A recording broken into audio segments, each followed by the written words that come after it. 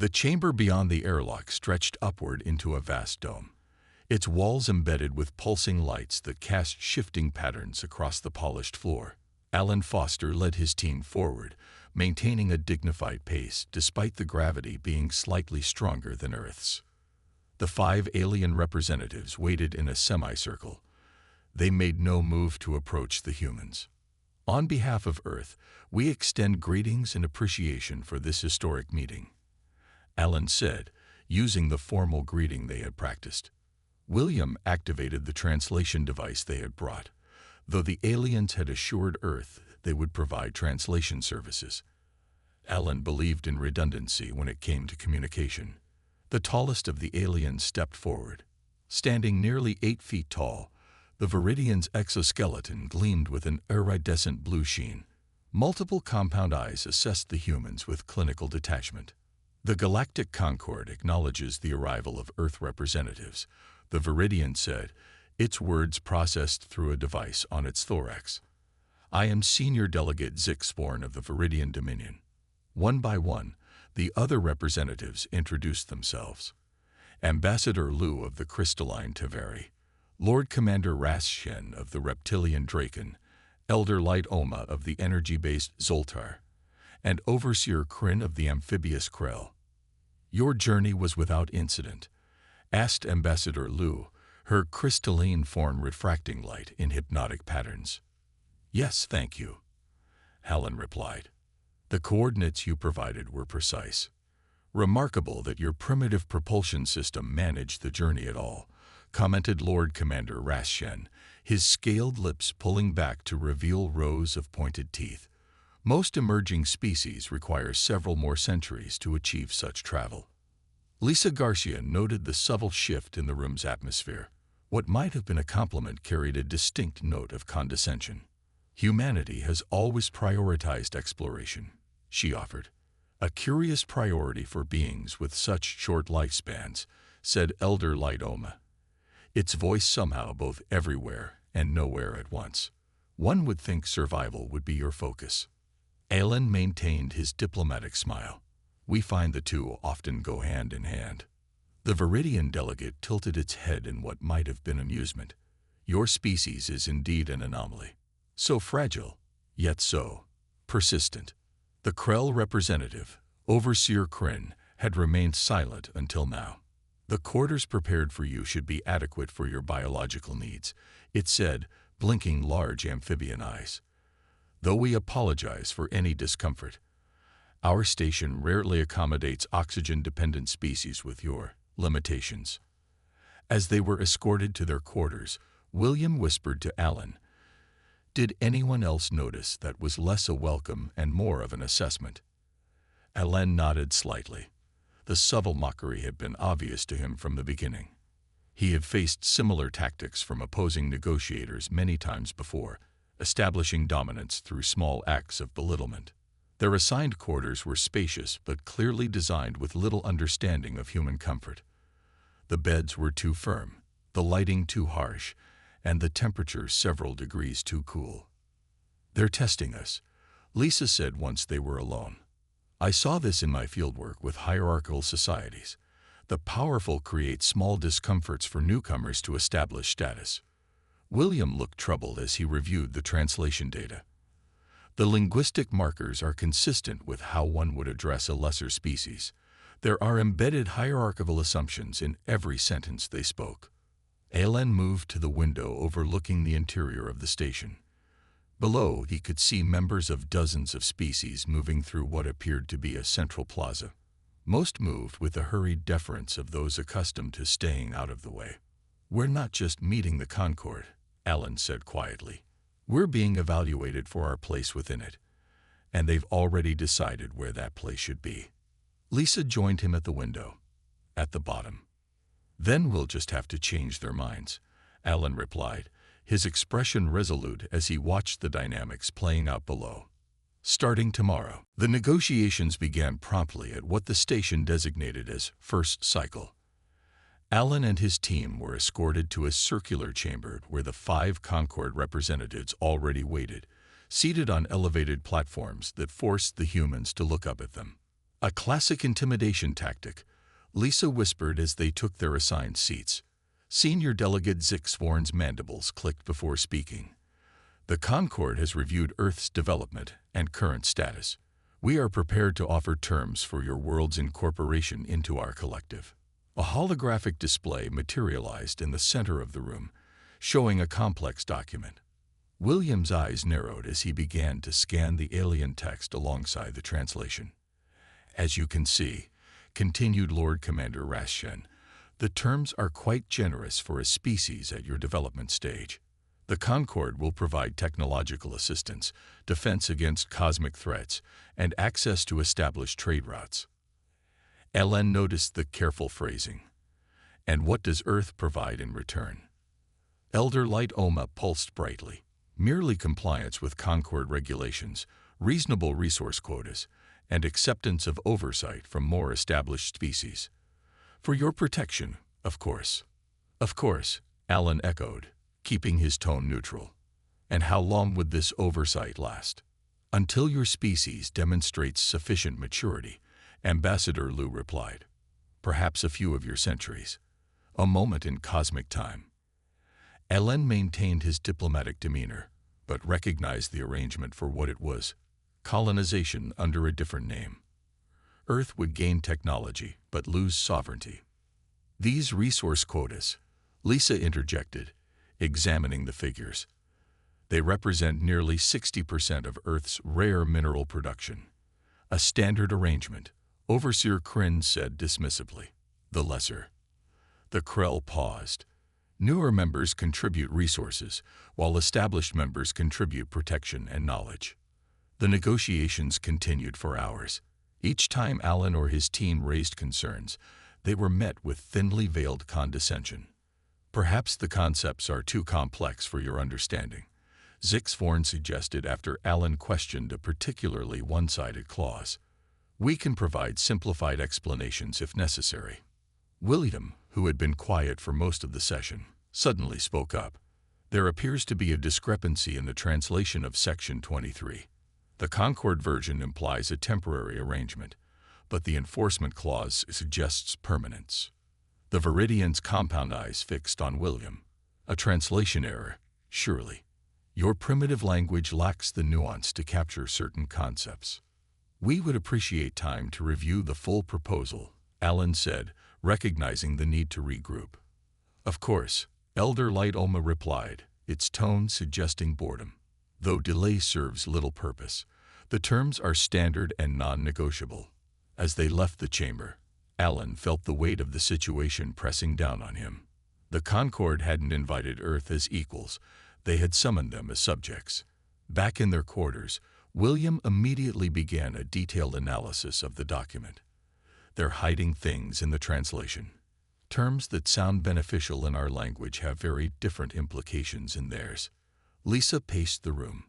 Did you notice how they interact with each other? The Krell representative barely spoke unless addressed directly by the others, and the Viridians and Zolter seemed to dominate every exchange. Ellen nodded, gazing out at the station below. This isn't a unified collective. It's a hierarchy with clear power imbalances. William looked up from his work, eyes wide. Alan, according to these terms, Earth wouldn't just be providing resources. We'd essentially be surrendering all development autonomy. Any technology we create would belong to the Concord. They don't want partners, Alan said quietly. They want possessions. Lisa joined him at the window. So what's our next move? Alan watched as a group of smaller alien beings hurriedly moved aside for a passing Viridian. We need to understand the real power structure here. And I think we need to speak with someone who isn't part of the official delegation. The three humans exchanged determined looks. They had come prepared for first contact, but now faced something far more challenging, preventing humanity's first steps into galactic society from becoming their last as a free species. Morning arrived on the station, or what passed for morning in the artificial day-night cycle. Alan woke to find Lisa already working at her terminal, surrounded by historical documents. I couldn't sleep, she explained, rubbing her tired eyes. So I accessed the public archives they gave us access to. Alan, this isn't the first time they've done this. She pulled up a series of records showing the integration of other species into the Concord. Planet after planet, civilization after civilization, all following the same pattern. Initial contact, seemingly generous offers, resource extraction agreements, and then a gradual fading into obscurity. What happens to these worlds after integration? Alan asked, studying the data. That's just it. The public records go quiet. I can find mentions of their resources and occasional references to their territories, but nothing about autonomous development or advancement. William entered from his adjoining room, looking troubled. I've been analyzing communication patterns throughout the station. The translation matrix is picking up conversations in public areas. The Concord species don't even try to hide their contempt for the newer members. Ellen made a decision. We need to talk to someone who's been through this process. Not a Concord official, someone from one of these integrated worlds. Their opportunity came during the scheduled station tour. As they passed through what appeared to be a marketplace, Alan noticed Overseer Kryn, the Krell representative, watching them from a distance. Unlike the other Concord leaders, the amphibian's eyes held something different. Not contempt, but perhaps caution or concern. I'd like to learn more about your culture's art, Alan said suddenly to their Tevari guide. Would it be possible to browse these merchant stalls? The guide hesitated but agreed. As the group dispersed slightly, Alan maneuvered toward where he had spotted Overseer Kryn. Your world faces a critical decision, the Krell said quietly as Alan examined merchandise at a nearby stall. One that cannot be undone. We're evaluating the Concord's offer carefully, Alan replied, maintaining the pretense of shopping. The Krell's moist eyes blinked slowly. Meet me at Hydroponic Section 12 during rest cycle. Come alone. Later, Alan slipped away from their quarters and made his way through the station's winding corridors. The hydroponic section was humid and filled with vegetation from dozens of worlds. Overseer Kryn emerged from behind a cluster of tall, blue-leafed plants. You must understand what you're truly being offered, the Krell said without preamble. My world was like yours, independent, proud, developing. We joined the Concord 300 cycles ago. And now? Ellen asked. Now we serve. The Viridians control all advanced technology development. The Zoltar manage energy resources. The Tevari oversee cultural integration, which means suppression of native cultures. The Draken enforce compliance. And the Krell. We are permitted to administer less desirable planets and perform labor considered beneath the dominant species. Bitterness edged into the Krell's voice. We provide the faces they present to new worlds. We seem less threatening than the others. Why tell me this? Aren't you risking your position? Because there have been whispers about Earth. Your species is different, adaptable, stubborn, innovative despite your limitations. Some of us hope. The Krell fell silent as footsteps approached. Alan quickly pretended to examine a nearby plant. A Draken security officer passed, giving them a suspicious look before moving on. The Concord is not what it claims, Kryn continued once they were alone again. When a world joins, its resources are harvested, its people controlled, its development stunted. Those who resist disappear. There have been resistances. Alan asked. 3 major rebellions in my lifetime. All crushed, all erased from official records. The Krell moved closer. The Viridians fear any challenge to their dominance. They especially fear species who might advance quickly enough to threaten their technological superiority. Alan absorbed this information, his mind racing. Is there evidence of this I could take back to my team?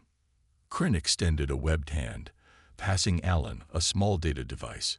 This contains uncensored histories. If you use this information, I will deny providing it. The Krell looked around nervously. I must go. Remember, the Concord doesn't seek allies. It seeks subjects. As Alan returned to his quarters, he realized the stakes had just become much higher. This wasn't just about negotiating good terms. It was about preventing Earth's enslavement. "This changes everything," Lisa said, her face pale as she reviewed the data from Overseer Corinne's device. The three humans had gathered in William's room, speaking in hushed tones with the environmental controls turned up to mask their conversation. Alan nodded grimly. "If what we're seeing is accurate, the Concord isn't seeking alliance. They're expanding an empire." The hidden archives showed the systematic exploitation of dozens of worlds. Species that had joined the Concord generations ago remained permanently subjugated, their resources stripped, their technological development carefully controlled, their cultures slowly erased. "There's more," William added, pointing to a section of data. "Look at the pattern of which species are targeted first. The Concord specifically seeks out worlds with valuable resources or strategic positions. Earth has both rare minerals and a perfect location at the edge of this spiral arm." Alan paced the small room, his mind racing. "We need a plan. Rejection isn't an option.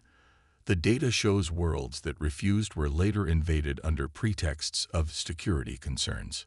"So we're trapped?" Lisa asked. "No," Alan said, stopping suddenly. "We have something these other worlds didn't. Advance warning and a potential weakness to exploit." He pointed to the diplomatic records. "Look at the interactions between the 5 main Concord species. There's tension there, especially between the Viridians and the Zoltar." Lisa studied the information. "You're right. The Viridians control most technology and military forces, but the Zoltar control energy production. They need each other, but they don't trust each other. And both of them look down on the other 3 species," William added. "It's a coalition built on mutual benefit, but maintained through force and fear." Alan's eyes lit up with the spark of an idea. "What if we could expose these divisions, not just to ourselves, but to all the subjugated species?" "How would we even reach them?" Lisa asked. "With a public address," Alan replied. "I'll request to speak before the full Concord Assembly, not just the Leadership Council, but representatives from all member worlds." William looked doubtful. "Would they even allow that?" "They'll have to if we frame it as our formal response to their offer," Alan said. "It's standard diplomatic protocol, even by their own rules. They pride themselves on maintaining appearances." Lisa began taking notes. "So what's our actual strategy?" "We study everything," Alan said firmly. "Each species' psychology, culture, history, and most importantly, their points of tension with each other. We need to understand what holds the Concord together and what might pull it apart." The next days passed in a blur of intensive research. William analyzed communication patterns throughout the station, identifying subtle linguistic markers that revealed the hidden hierarchy and points of resentment. Lisa studied cultural rituals and taboos, mapping the complex web of alliances and rivalries among even the subjugated species. Alan, meanwhile, crafted his speech with careful precision, writing and rewriting each section to target specific psychological weaknesses in the Concord structure. "The Viridians value strength above all," he explained to his team. "The Zoltar prize knowledge. The Taveri respond to cultural sophistication. The Draken respect boldness. And the Krell want dignity." "And what do the subjugated species want?" Lisa asked. Alan's expression was resolute. "Freedom, or at least a better alternative than what they have now." On the night before the assembly, Alan stood before the window in his quarters, looking out at the vast station that housed thousands of beings from hundreds of worlds, most living under the thumb of the dominant 5. "Are we ready?" Lisa asked, joining him. "As ready as we'll ever be," Alan replied. "Tomorrow, we either change the course of galactic politics, or we become the latest footnote in the Concord's expansion." William joined them at the window. "For Earth. For all of them," Alan added, watching the diverse beings moving below. "Tomorrow, humanity would make its true first impression on the galaxy, not with technology or military might, but with words that might just shatter an empire." The Grand Assembly Hall hummed with activity as representatives from over 100 worlds filled the tiered seating. At the center stage, elevated above all others, sat the 5 Concord leaders. Alan noted how the physical arrangement of the room reinforced the hierarchy. Higher status beings literally looked down on lesser ones. Quite the audience, William whispered as they were led to their position on the speaking platform. Senior Delegate Zixvorn's voice carried throughout the chamber. The Assembly recognizes the representatives of Earth, who will now present their response to the Concord's generous offer of protection and guidance. Alan stepped forward, feeling the weight of countless alien eyes upon him. The small data device in his pocket contained everything. The evidence, the speech, humanity's best hope. "Esteemed members of the Galactic Concord," he began, his voice steady, "I stand before you today not just as a representative of Earth, but as a voice for humanity, a species that has spent its existence learning one crucial lesson: how to overcome division." He paused, scanning the room. The dominant species watched with barely concealed boredom. The subjugated representatives showed polite attention but little hope. Humanity has fought thousands of wars against itself. We have split along racial, religious, national, and ideological lines. We have nearly destroyed ourselves more than once. Alan saw confusion ripple through the assembly. This was not the response they expected. "I begin with our failures because they taught us our greatest strength, the ability to recognize when systems no longer serve us, and the courage to change them." The Viridian leader shifted uncomfortably. "We have limited time for philosophical discussions. What is Earth's answer to our proposal?" "I'm providing that answer now," Alan replied calmly. "Before we can join any coalition, we must understand its true nature." He activated the data device. The chamber's central display suddenly filled with hidden records: the subjugated worlds, the crushed rebellions, the resource extraction quotas. "What is the meaning of this?" Elder Light Oma demanded, its energy form pulsing with agitation.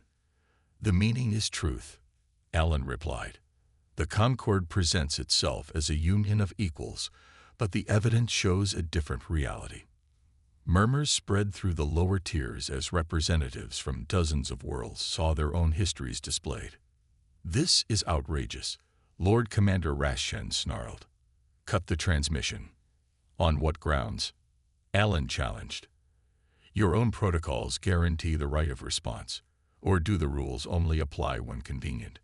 The Draken commander fell silent, trapped by the Concord's pretense of fairness.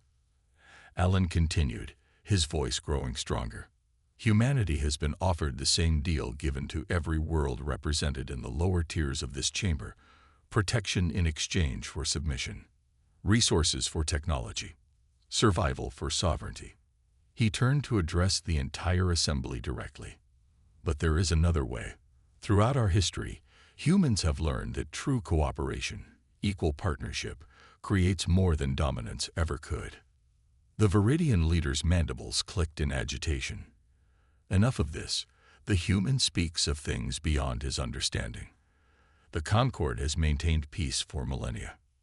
"Peace?" Alan questioned. "Or suppression? Ask the Tellarites whose rebellion was crushed 20 cycles ago. Ask the Jovan colonies whose resources were stripped until their worlds became uninhabitable." For the first time, representatives from these worlds looked up at their leaders with open resentment. "The Concord fears innovation because it threatens control," Alan continued. "It creates artificial scarcity to maintain dependence. It divides to conquer." He looked directly at Overseer Kryn, whose amphibian eyes had widened in a mixture of fear and hope. "Earth cannot and will not join a system built on exploitation. Instead, we offer an alternative vision. A true alliance where each world retains sovereignty while sharing knowledge, resources, and protection equitably." Alan raised his voice to be heard over the growing commotion. "The species you deemed too weak, too primitive, too insignificant to respect brings you this message. There is strength in true cooperation that no empire, no matter how ancient, can match." The chamber erupted into chaos as centuries of suppressed resentment found a voice. The Viridian security forces moved to surround Alan, but something unexpected happened. Representatives from a dozen subjugated worlds stepped between them. Overseer Kryn rose from the Concord leadership platform and descended to stand beside the human diplomat. The Krell, Kryn announced, voice trembling but determined, wished to hear more about this alternative. The Grand Assembly Hall had transformed from an orderly gathering into a storm of voices and movement. Security forces loyal to the Viridians attempted to close in on Alan, but their path was blocked by growing numbers of representatives from the lower-tier worlds. "This is sedition." Senior Delegate Zixworn's voice boomed above the commotion. "The human spreads lies to destabilize the peace we have maintained for generations." Alan remained calm at the center of the chaos. "If they are lies, then permit open access to the Concord archives. Let all members examine the unfiltered history of this alliance." From her position near the human delegation, Lisa watched ambassadors from at least 15 different species loudly supporting this proposal. William stood beside her, frantically documenting the historic moment. "The human speaks without authority," Elder Light Oma declared, its energy form pulsing erratically. "One primitive world cannot challenge the established order of 1,000 suns." "Perhaps not alone," came a new voice. A tall, feathered being stepped forward from the mid-tier seating. "But the Avari stand with Earth's assessment. For too long we have accepted limitations on our development in the name of stability." "The Novali Confederation also questions the current structure," added another representative, their translucent skin revealing a rapid heartbeat. "Our scientific advancements have been systematically suppressed for 8 generations." Lord Commander Rashen slammed his scaled fist down. "This assembly is dissolved.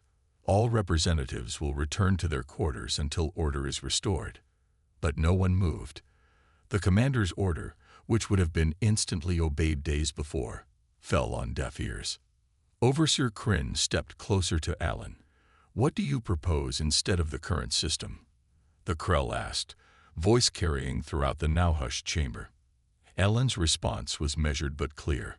"A true alliance, equal representation, shared technology with shared benefits, protection that doesn't demand submission. Each world maintaining its cultural identity while contributing to collective advancement."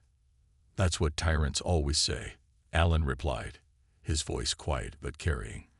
"But humanity's history proves otherwise. Our greatest achievements came not from dominance, but from cooperation between equals." The Taveri representative, Ambassador Liu, had remained silent until now.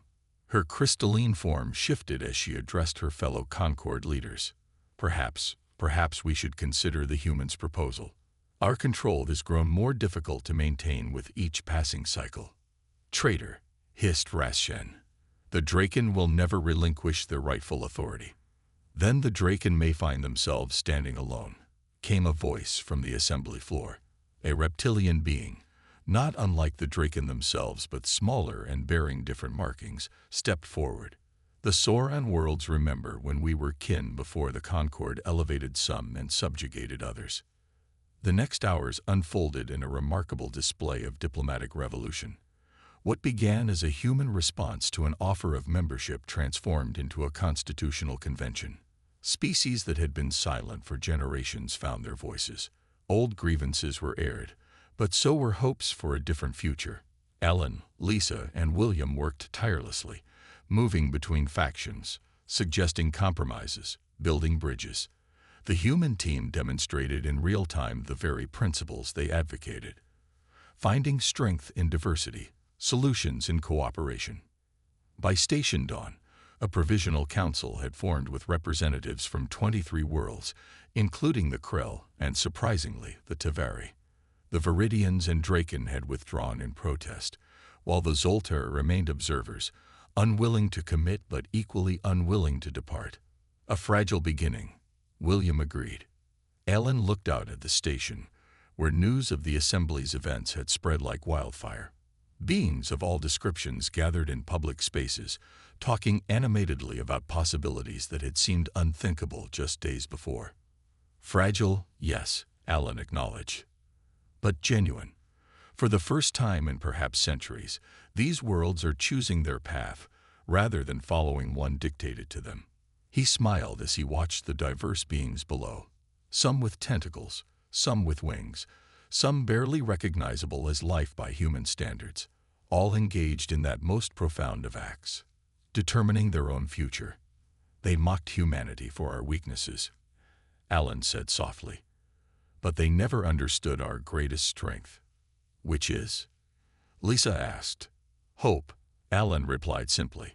The ability to imagine a better way and the stubbornness to make it real.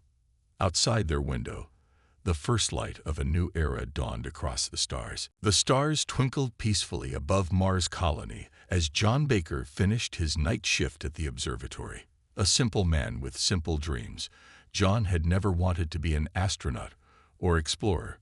He just loved watching the stars. Tonight, something caught his eye that wasn't in any star chart. Susan, can you check this reading? He called to his colleague. Susan Reed adjusted her glasses and leaned over the monitoring station. That's odd. The object is moving too fast and changing direction too sharply for a natural phenomenon. Within minutes, the colony's alert system began blaring. The unidentified object had accelerated toward Mars at impossible speeds. Colony Director Greg Howard called an emergency meeting in the command center. Ladies and gentlemen, we might be looking at the most important moment in human history, he said, his voice steady despite the tension in the room. The object appears to be artificial and of non-human origin. The room fell silent. First contact. The moment humanity had speculated about for centuries. We're broadcasting welcome messages on all frequencies, reported Communications Officer Donna Lee. Standard greeting package as outlined in the first contact protocol. Hours passed with no response. The object entered Mars orbit and simply remained there, silent and mysterious.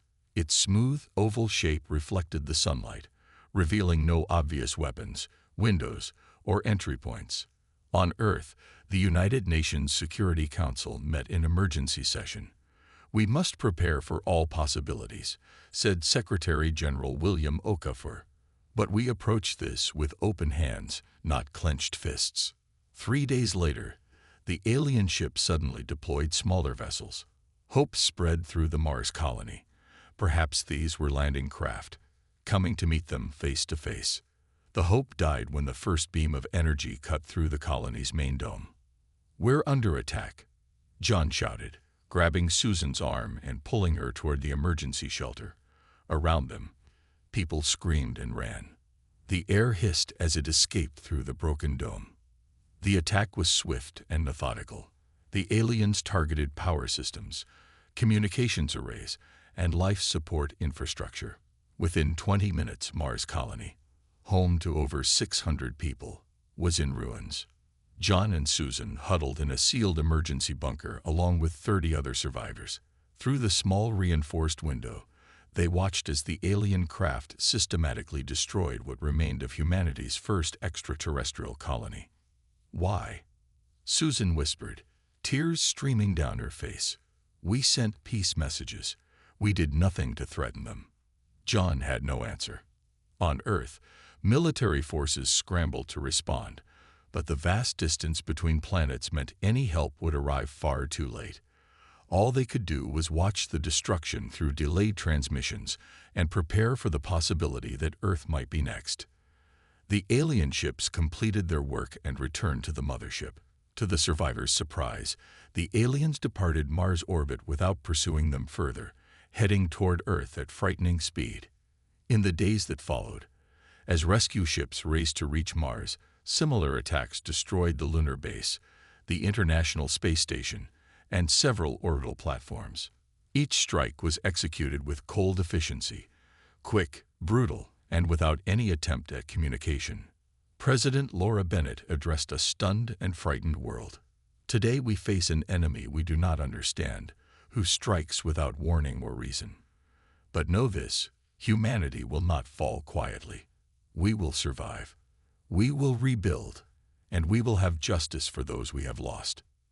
In the Mars emergency bunker, John looked at the frightened faces around him and made a silent vow. If he survived this, he would make sure the aliens paid for what they had done. This wasn't just an attack. It was a massacre, and massacres demanded justice.